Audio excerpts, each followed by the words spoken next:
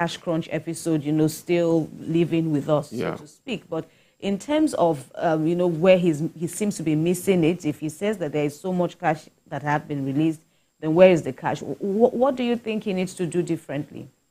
I think, number one, he needs to do something differently. One thing that we said that was the challenge is that Nigerians really do want to do their communication digitally, remotely. Most people, Nigerians don't really want to go to the bank always. I even said that is also, you know, helping at this time. So some of them, the market women, we must give the scarcity during last year up to this year. I think January, it made a lot of market women also started using their own POS. They started the digital. They started opening account. I got about 70-something Nigerians back. About 76 market women, those that were non-bankable, back to the banking space at that time. So now, what they need to do for the CBN, they need to talk to the banks to have what we call a shared platform, whereby they have a robust shared platform, not the type that individuals have, and then you have the network issues because based on the bandwidth, because based on the transaction that they are doing.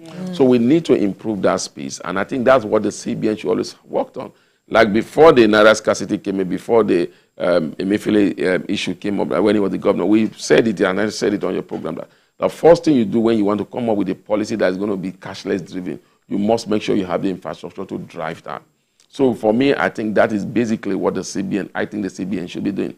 All over the world at this period, there's movement of cash. Let's not deceive ourselves, because that's what makes it interesting. But even in a developed economy, you have movement of cash, but you have more transaction also in digital platform where cash could not be moved. Just talk about America. During Thanksgiving, they have a lot of movement of cash in between there. That's their own period, more or less like Christmas. And the monetary agencies, the CBA, their own banking regulators are prepared for that. So I think what we need to do is to make sure that we have our house in order, especially when we want to move to the digital platform. We need to do that urgently. Secondly, it's not rocket science to print these currencies if these currencies are not going to have impact on inflation.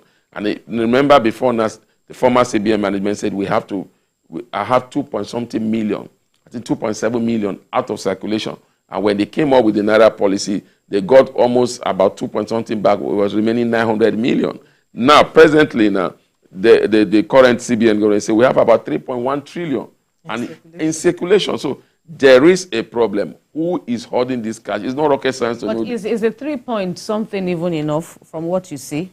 Do you see it as sufficient when you look at the backlogs of the last episode of Cash Crunch? I think it should be sufficient. When you look at, if you pay so much, we are battling a monster called inflation. You need to control liquidity in the system. 3.1 trillion is even so much in the system at the moment, because you need to ask a lot of Nigerians, how many of them even have 100,000 in their bank account? They have about 200 million Nigerians. So that's a lot. So what we need to do is to really know, and like I said, it's not rocket science to know those that are withdrawing from these banks. That's why you are the regulator. You need to know who and who. If it comes to involving the security agents, like it was done before, you need to involve the security agent. Who is holding this currency?